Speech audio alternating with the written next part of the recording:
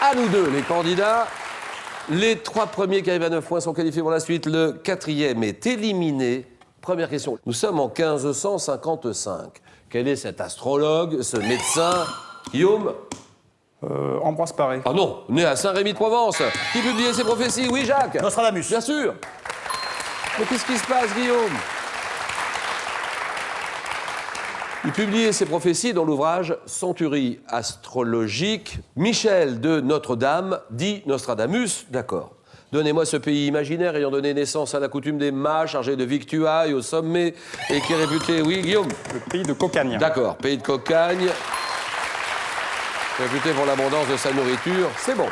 À quel réalisateur italien doit-on les comédies dramatiques, journal intime? Quentin? Benigni. Non. April, La chambre du fils, Jacques? Nanni Moretti. Ah oui, Nanni Moretti, d'accord. Ah oui, tiens, celle-là. Dans la phrase suivante, ouvrez les guillemets. Nous ne sommes pas prêts de nous arrêter. Jacques? PRE, accent grave S. Bien joué. Oh, ça, c'est bon. Serrez-lui la main, bravo. On félicite le candidat parce que j'ai même pas posé la question. Nous ne sommes pas prêts de nous arrêter. Comment écrirez-vous le mot prêt? Prêt, P-R-E, accent grave, S. Ça, c'est beau. Tiens, donnez-moi cette vitamine, également appelée tocophérol. Tocophérol ou tocopherol. Oui? Vitamine E. Oui, Quentin. Dont la carence accélère le vieillissement des cellules. Qu'on incorpore souvent aux crèmes pour le visage, la vitamine E, d'accord. Président américain. À quel président américain, Quentin? Roosevelt. Faut être gonflé quand même, hein, pour répondre ça. Faut être gonflé, c'est non. Élu en 1960, à qui on doit le projet? Oui, Guillaume? Kennedy. Kennedy, voilà, d'accord. À qui on doit le projet politique Nouvelles Frontières, qui comprenait la lutte contre la ségrégation raciale et la conquête de l'espace aussi. John Fitzgerald Kennedy. Donnez-moi ce canard, un canard marin, caractérisé par un bec, Guillaume? Colvert. Non. Par un bec triangulaire, Jacques? Un fou de bassin. Non. Qui niche sur les côtes scandinaves où son duvet sert à garnir des édredons, Marie-Claude? L'Eider. Eider, d'accord. Quelle sauce? Donnez-moi cette sauce. Marie-Claude, une belle sauce froide à base d'huile, vinaigre, sel, poivre, Jacques? Vinaigrette. Vinaigrette, d'accord. Qui sert d'assaisonnement appelé French dressing dans les pays anglo-saxons, la vinaigrette.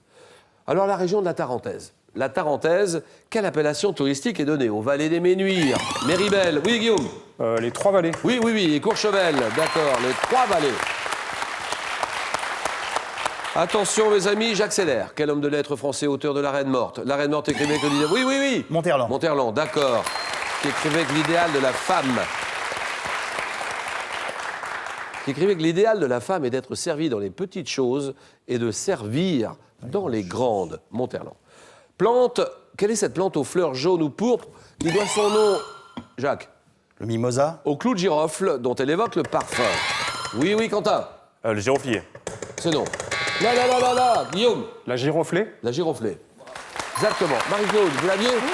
C'est la giroflée. Alors maintenant, tout le monde, regardez bien ceci. À quel danseur et chorégraphe français d'origine albanaise? Oui, Jacques? Angelin Prèche-Locage. Oh, ça c'est bon. Ça c'est bon.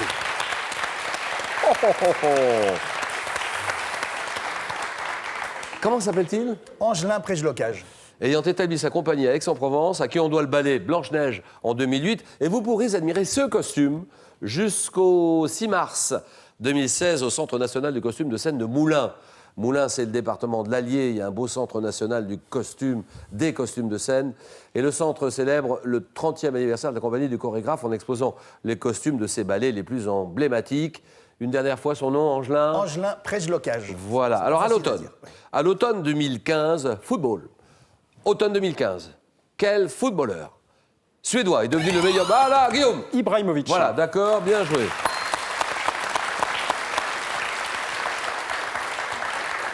Qui est devenu le meilleur buteur de l'histoire du PSG. Paris Saint-Germain, Zlatan Ibrahimovic, d'accord. Depuis 2012, sur la 3, France 3, quelle présentatrice nous fait découvrir la gastronomie. Oui, oui, Jacques. La gastronomie d'une région, la gastronomie, la Guillaume. Julien Drieux. Julien Drieux, d'accord. Un petit check tous les deux, là, bah, bien sûr, un petit check, oui, voilà. 6-6, c'est la gastronomie. Ça, c'est signé Julien Andrieux, France 3, et ça s'appelle, son émission s'appelle Les Carnets de Julie. Très bonne émission. Médecine, quelle hormone dérivée de la sérotonine? Intervenant dans la... Jacques. La mélatonine? Bien joué.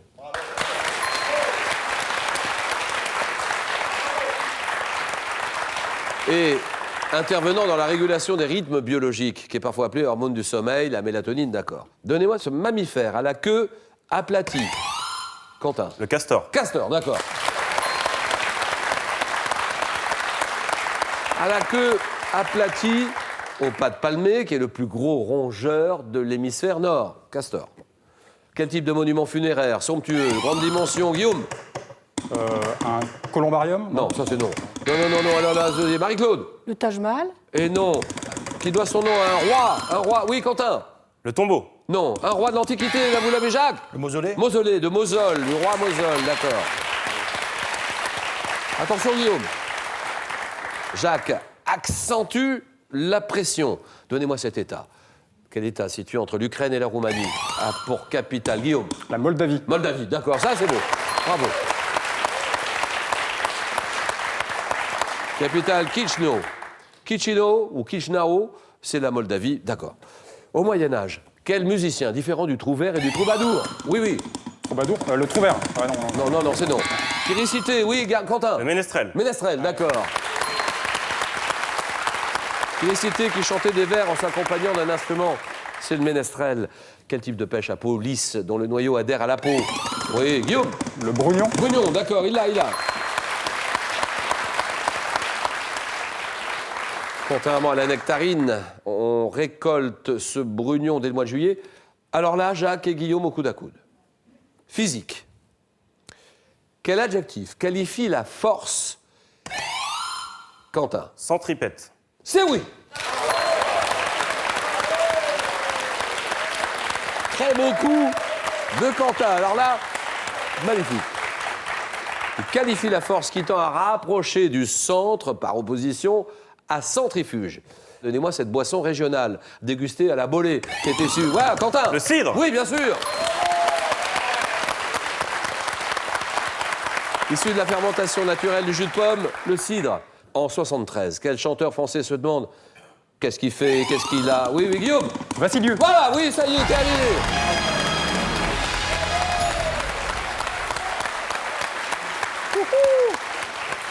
Si c'est celui-là. Un titre adapté d'une chanson brésilienne, Pierre Vassiliou, qui est parti, qui nous a quittés il y a quelque temps. Guillaume, bravo. Jacques est à 8, Quentin 5, Marie est à 1. Quel est ce gastéropode sans coquille externe qui est représenté là? Jacques? La limace? Bien sûr, la limace, d'accord, terminé.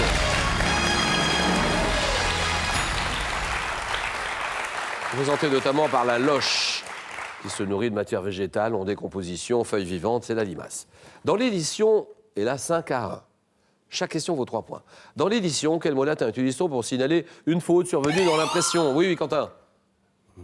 Je ne sais pas. Un mot latin, une faute. Erratum. Bien joué. Erratum, d'accord. 5-4. Quel stade construit à Saint-Denis pour les besoins de... Ah, là, Quentin. Le Stade de France. Oui, Stade de France, d'accord. Et vous l'aviez. Construit pour les besoins de la Coupe du Monde de football qui a été inaugurée en janvier 98, Stade de France, 8-4. À combien, question très courte, à combien de mètres correspond un hectomètre? Quentin. 100. 100, voilà, 100 mètres, oui, bien sûr. 100 mètres, c'est bon. Merci, bonne chance. 11 à 4, Marie-Claude terminée. Merci beaucoup, Marie.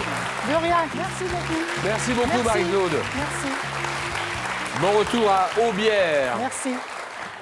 Une voiture familiale ou bien 20 000 euros. La voiture familiale ou 20 000 euros, c'est vous qui choisirez. Quel sport peut-on pratiquer sur terre battue ou sur gazon? C'est le tennis, réponse 1.